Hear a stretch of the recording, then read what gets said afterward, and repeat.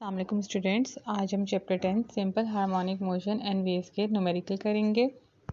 Screen पे आपको कुछ फार्मूलाज शो हो रहे हैं, ये आपने थॉरली लर्न करने हैं क्योंकि ये बहुत हेल्पफुल रहेंगे आपके न्यूमेरिकल्स को सॉल्व करने के लिए और आपने अपने न्यूमेरिकल्स के डेटा के अकॉर्डिंग इनको अप्लाई करना होगा।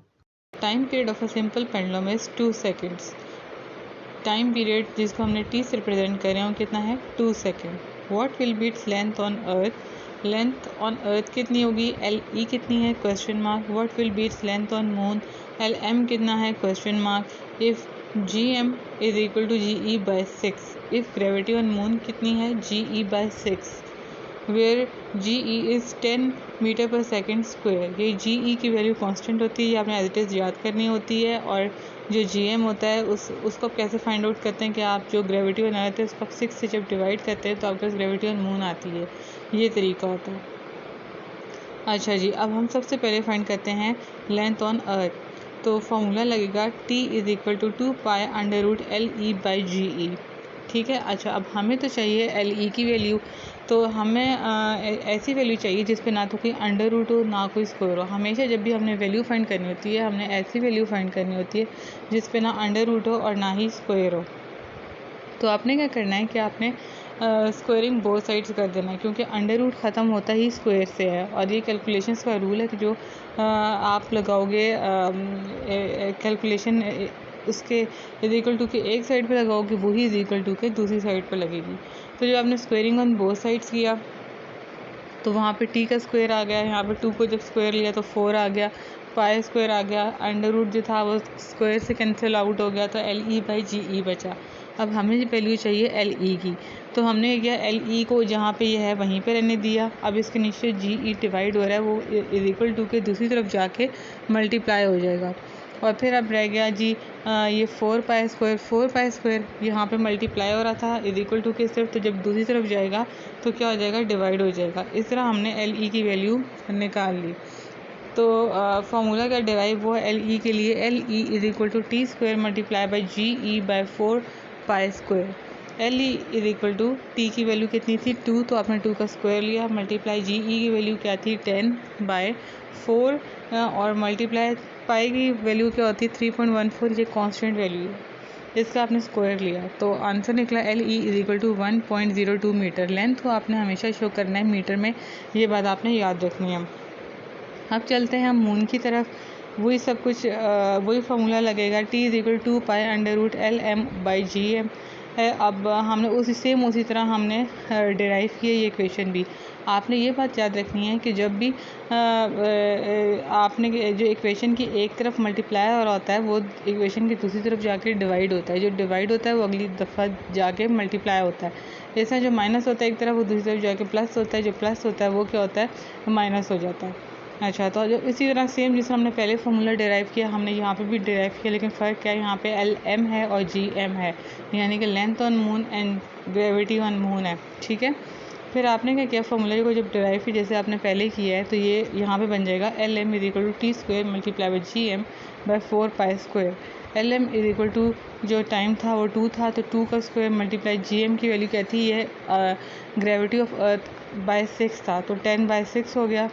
अब बाय 4 इंटू 3.14 का स्क्वायर। ठीक है, तो हमारे पास लेंथ ऑन मून यानी कि L M is equal to आ गया 0.17 मीटर। आपने बस याद रखनी है कि जब भी आपने लेंथ फाइंड आउट करनी है आपने उसको मीटर में फाइंड करना है। लेंथ की वैल्यू आपने हमेशा मीटर में शो करनी है। तो चलते हैं आप न्यूमेरिकल 10.2 की तरफ। A pendulum of length 0.99 metre, यानी कि लेंथ ऑफ पेंडुलम एल से हम रिप्रेजेंट कर रहे हैं क्या है? 0.99 metre is taken to the moon by an astronaut. ठीक है। The period of the pendulum is 4.9 second.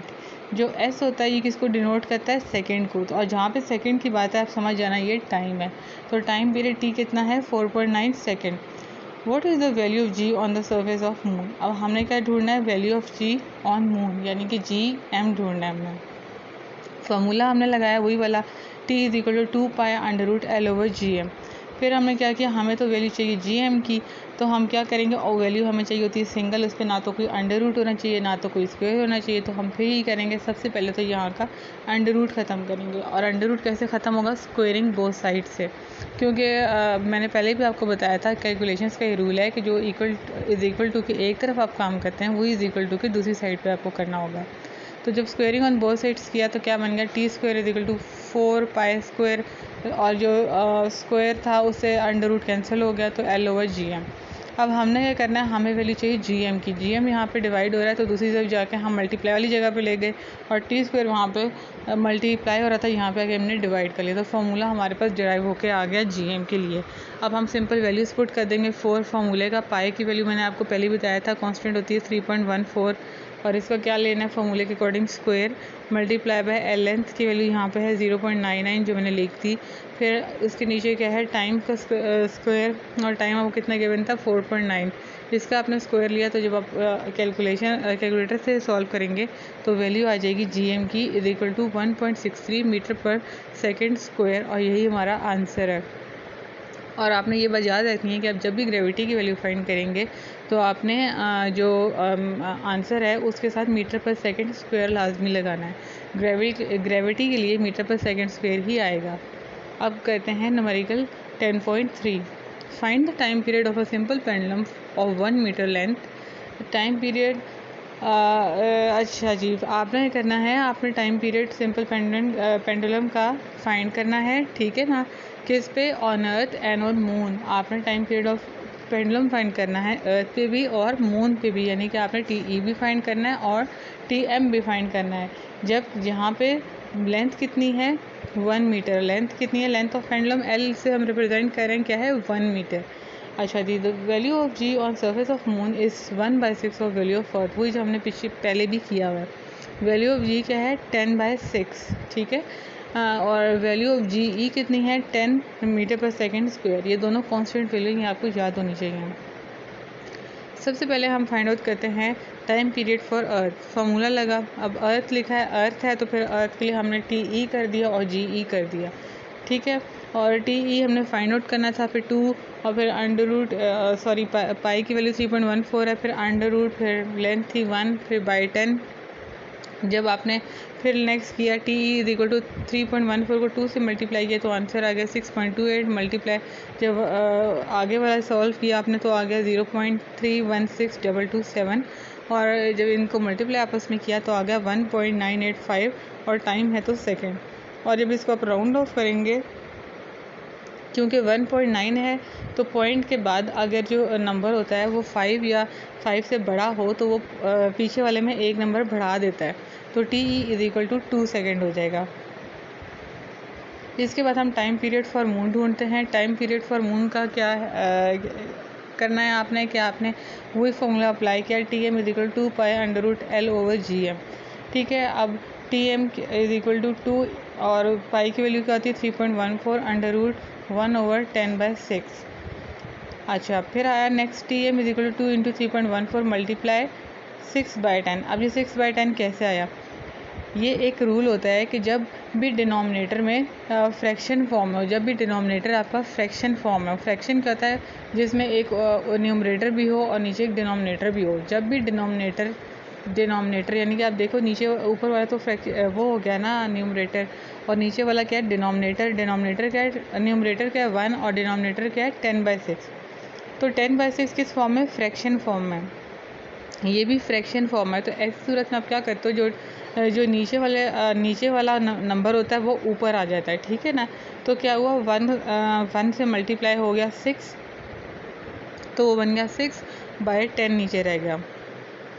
फिर आप इसमें सॉल्व करते गए, TM is equal to 2 multiply by 3.14 multiply by 6/10 को किया तो 0.4, TM is equal to multiply by 3.4 multiply by 0.77, तो TM की वैल्यू आ गई 4.9 सेकेंड्स, ठीक है। टाइम को आपने हमेशा सेकेंड्स में शो करना है, और यही हमारा इस न्यूमेरिकल का एंड है। अब चलते हैं हम numerical 10.4। A simple pendulum completes 1 vibration in 2 seconds. यहाँ पे 2 सेकेंड्स की बात आ गई, यानी कि टाइम पीरियड कितना है 2 सेकेंड्स। कैलकुलेट इट्स लेंथ, हमने क्या ढूंढनी है लेंथ L हमने फाइंड आउट करना है। When g is 10 metre per second square, जब g की वैल्यू क्या है 10 metre per second square. Solution अब करते हैं, इसकी तरफ चलते हैं। t हमने फार्मूला लगाया t is equal to 2 pi under root L by G, फिर वही वाला काम किया, स्क्वेयरिंग ऑन बोथ साइड्स। तो t का भी स्क्वायर लिया इज इक्वल टू 4 पाई का स्क्वायर लिया एल बाई जी। हमें वैल्यू चाहिए एल की, तो एल हमने जहाँ पे अपनी जगह पे वहीं पे रहने दिया, जी से डिवाइड हो रहा है दूसरी तरफ चले जाएगा तो मल्टीप्लाई हो जाएगा। 4 पाई स्क्वायर एल से मल्टीप्लाई हो रहा था दूसरी तरफ जाएगा तो डिवाइड हो जाएगा। इस तरह एल हमारे पास एल की वैल्यू एल के लिए फार्मूला हमने डिराइव कर लिया। तो L is equal to T square into g by 4 pi square. T की वैल्यू थी 2 तो आपने 2 का स्क्वायर लिया, मल्टीप्लाई बाय जी की वैल्यू थी 10 और नीचे फार्मूले का 4 और पाई की वैल्यू क्या होती है 3.14 और इसका भी क्या लेना है आपने स्क्वायर और फिर L is equal to 1.02 metre और यही हमारा आंसर है इस न्यूमेरिकल का। तो चलिए चलते हैं न्यूमेरिकल 10.5 की तरफ। If 100 waves pass through a point of medium in 20 seconds, ठीक है, अगर नंबर ऑफ वेव्स कितनी है 100, ठीक है ना, pass through a point of medium in 20 second. Second से क्या शो हो रहा है यहाँ पे, क्या गिवन है आपको time. What is the frequency and time period of the wave, ठीक है, आपने क्या ढूंढना है फ्रीक्वेंसी एफ ढूंढना है और time period T find out करना है। इफ़ द वेवलेंथ को आप शो करते हो लैम्डा से, वेवलेंथ लैम्डा यहाँ पे कितना है 6 centimetre. Calculate the wave speed, हमने यहाँ पे क्या ढूंढा, वेव स्पीड भी ढूंढी है जिसको आप रिप्रेजेंट करते हैं v के साथ। तो चले देखते हैं डेटा। नंबर ऑफ वेव्स कितनी थी 100, टाइम को आपने रिप्रेजेंट यहाँ पे किया टी स्मॉल से 20 सेकेंड है। फ्रीक्वेंसी आपने ढूंढनी थी तो f is equal to question mark, time period भी आपने यहाँ पे ढूंढना था तो वो भी क्वेश्चन मार्क। वेवलेंथ क्या होता है लैम्डा, वेवलेंथ को किससे रिप्रेजेंट करते हो जो कि सिंबल है lambda is equal to 6 centimetre. अच्छा, अब हमें हमेशा लेंथ चाहिए होती है मीटर के अंदर, तो जब भी इसके अलावा कोई गिवन हो या तो सेंटीमीटर में हो या मिलीमीटर में हो, किसी में भी हो, आपने फर्स्ट ऑफ ऑल उसे कन्वर्ट करना है मीटर में। और मीटर में सेंटीमीटर से जब आप मीटर में किस तरह कन्वर्ट करते हो, सेंटीमीटर से मीटर में इस तरह कन्वर्ट करते हो आप कि 6 को हमने डिवाइड किया 100 के साथ और वो वैल्यू बन गई मीटर में। तो 6 को 100 से आप डिवाइड करोगे तो 0.06 मीटर, ठीक है ना। आपने ये काम लाजमी करना है, तो आपने लेंथ को हमेशा मीटर में लेना होता है। तो जब सेंटीमीटर में कुछ गिवन है तो आपने चीज़ को 100 से डिवाइड करना होता है, फिर ही आपके पास जाके मीटर में आ जाती है लेंथ। वेव स्पीड कितनी है v is equal to question mark. Wave speed को किससे रिप्रेजेंट करते हो v से। सोल्यूशन की तरफ चलते हैं। सबसे पहले हम फ्रीक्वेंसी फाइंड आउट करते हैं। फ्रीक्वेंसी के लिए तो वैसे दो फार्मूलाज होते हैं, f is equal to number of waves by T और f is equal to 1 by T. तो हमने क्या करना है, हमने न्यूमेरिकल के क्वेश्चन के अकॉर्डिंग जो डेटा हमें गिवन है उसके अकॉर्डिंग हमने वो फार्मूला सेलेक्ट करना है। तो यहाँ पे क्योंकि नंबर ऑफ़ वेव्स गिवन थे तो f is equal to number of waves by T लिया और फिर नंबर ऑफ़ वेव्स 100 थी, टाइम यहाँ पे 20 था और ये हमारे पास आंसर आ गया 5 हर्ट्ज़। इस तरह हमने t फाइंड किया तो t का क्या फार्मूला था, t is equal to 1 by F. तो 1 और f की वैल्यू हमने ऊपर क्या ढूंढी है 5, तो 1 बाई 5 तो आंसर आ गया 0.2 सेकेंड्स। s किस कुछ होता है सेकेंड को, टाइम की वैल्यू हमें चाहिए सेकेंड्स में। फिर नेक्स्ट हमने फाइंड करना है वेव स्पीड v इसका फार्मूला क्या होता है, v is equal to F lambda. तो f की वैल्यू अपने ऊपर से 5 निकाली है और लैम्डा की वैल्यू यहाँ पे क्या है जो क्वेश्चन में हमने गिवन है, जो डाटा में गिवन है, अगर आप देखो 0.06 वो लिखी। तो जब हमने इन दो को मल्टीप्लाई किया तो आंसर आ गया हमारे पास v is equal to 0.3 metre per second. अच्छा, फ्रीक्वेंसी को जब भी आपने वैल्यू निकाली होगी साथ आपने हर्ट्ज़ hz लिखना होगा। टाइम की जब आपने निकालनी होगी तो सेकेंड्स, और जब v की वैल्यू निकालनी होगी तो हमेशा v की वैल्यू v जिस तरह स्पीड होती है इसी तरह v स्पीड को ही कहते हैं। तो स्पीड और वेलोसिटी के लिए हमेशा मीटर पर सेकंड होता है, मीटर पर सेकंड, ठीक है ना। यानी कि ms-1 जिस तरह लिखा हुआ है आपने v के लिए ये लिखना होता है। v होती है स्पीड और इसके लिए आपने करना होता है ms-1। तो ये था न्यूमेरिकल 10.5। अब चलते हैं न्यूमेरिकल 10.6 की तरफ। A wooden bar vibrating into the water surface in a ripple tank has a frequency of 12 Hz। यहाँ पे फ्रीक्वेंसी कितनी है 12 Hz। f is equal to 12 Hz। The resulting wave has a wavelength of 3 centimeter। अब यहाँ पे wavelength आपको कितनी given है, 3 सेंटीमीटर। वेवलेंथ क्या होती है, लैम्डा, 3 सेंटीमीटर पे सेंटीमीटर में गिवन है, तो आपने क्या करना है, इसको मीटर में कन्वर्ट करना है।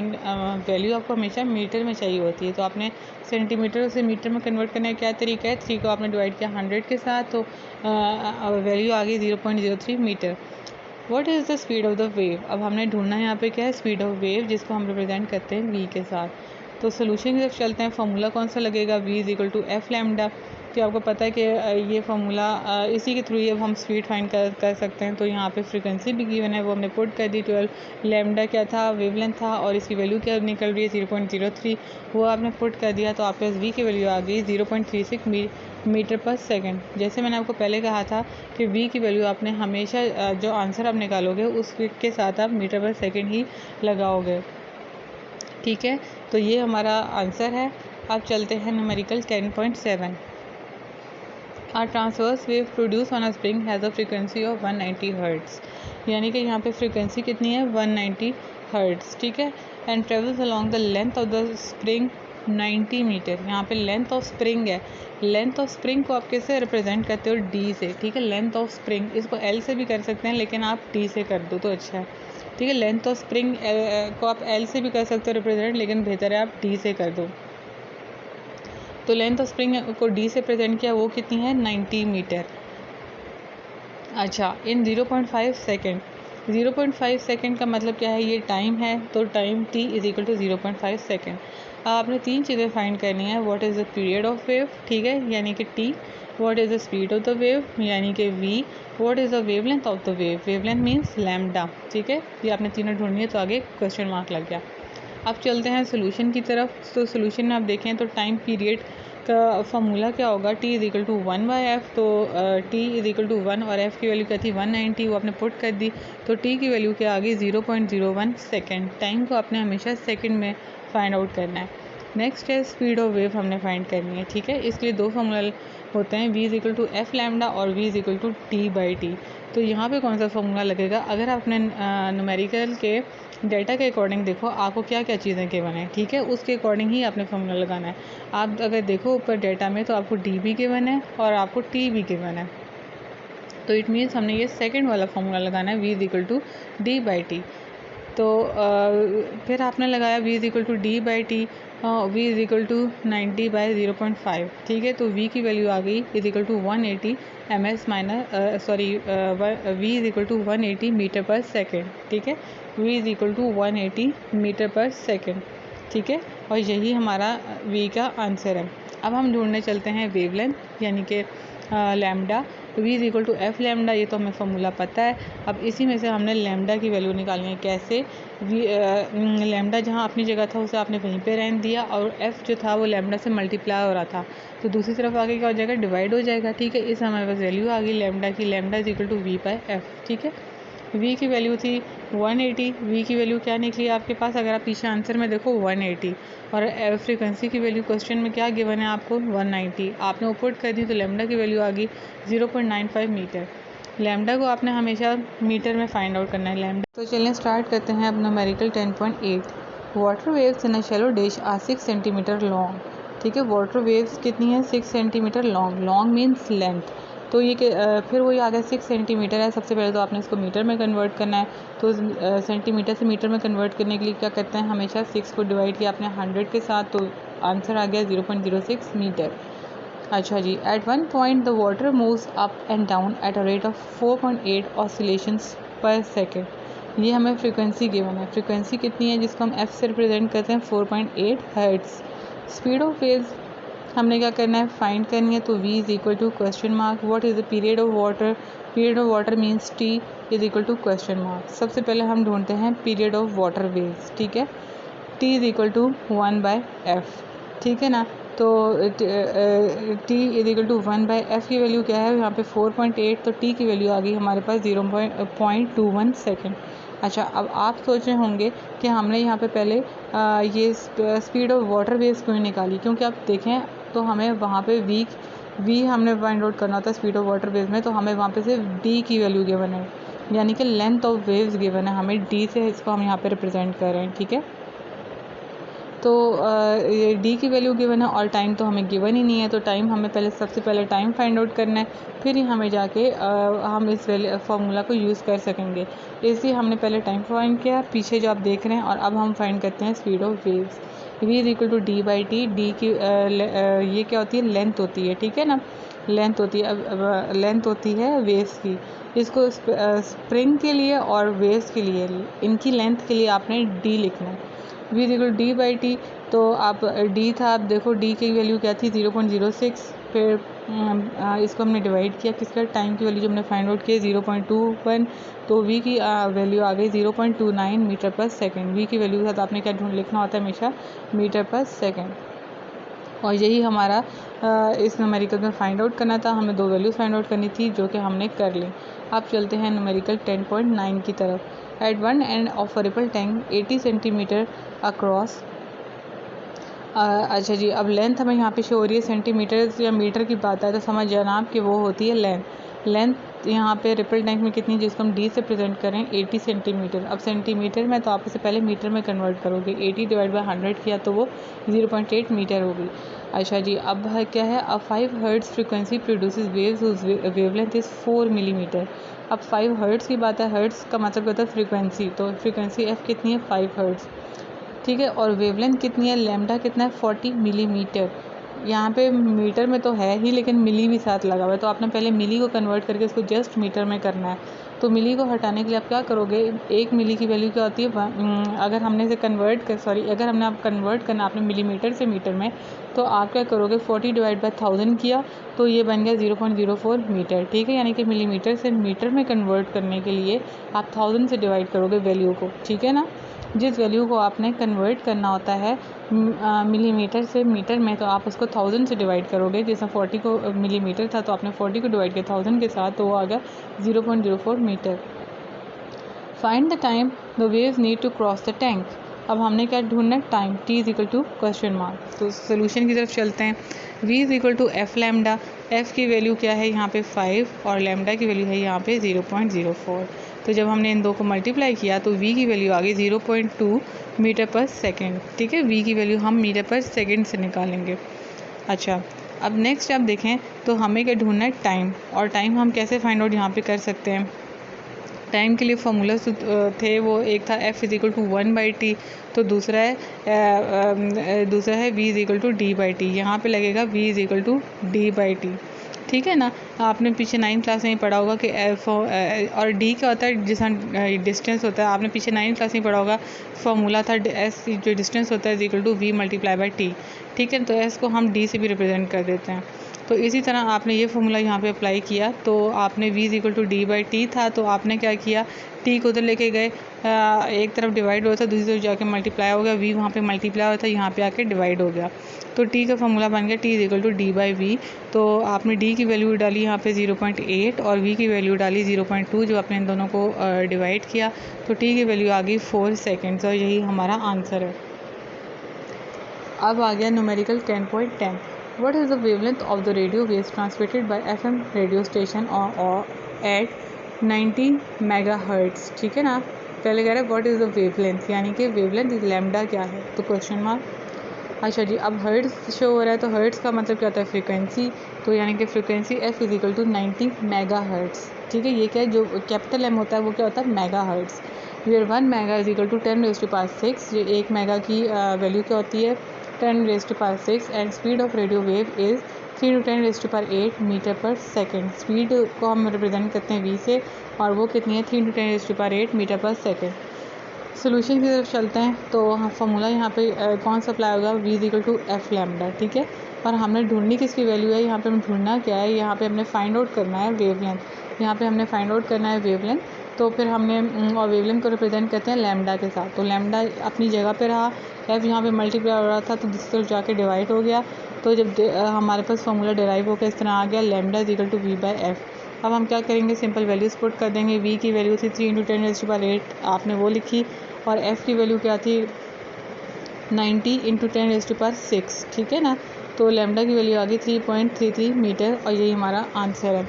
अच्छा, यहाँ पे आप कहेंगे कि यहाँ पे तो 90 मेगा हर्ट्ज़ गिवन था, तो ये फिर 90 × 10⁶ कैसे हो गया। तो अब देखिए 90 तो 90 था और मेगा को हमने कन्वर्ट किया। मेगा की वैल्यू क्या थी 10⁻6। 90 की जगह 90 आया, मेगा की जगह 10⁻6 आया और हर्ट्ज साथ आ गया, तो वो इस तरह आया था। ठीक है, आई होप आपको ये न्यूमेरिकल समझ आ गए होंगे अच्छी तरह। अगर आपको मेरी वीडियो ज़रा सी भी हेल्पफुल लगे तो काइंडली मेरी वीडियो को लाइक कीजिएगा और मेरे चैनल को सब्सक्राइब कीजिएगा। Thank you.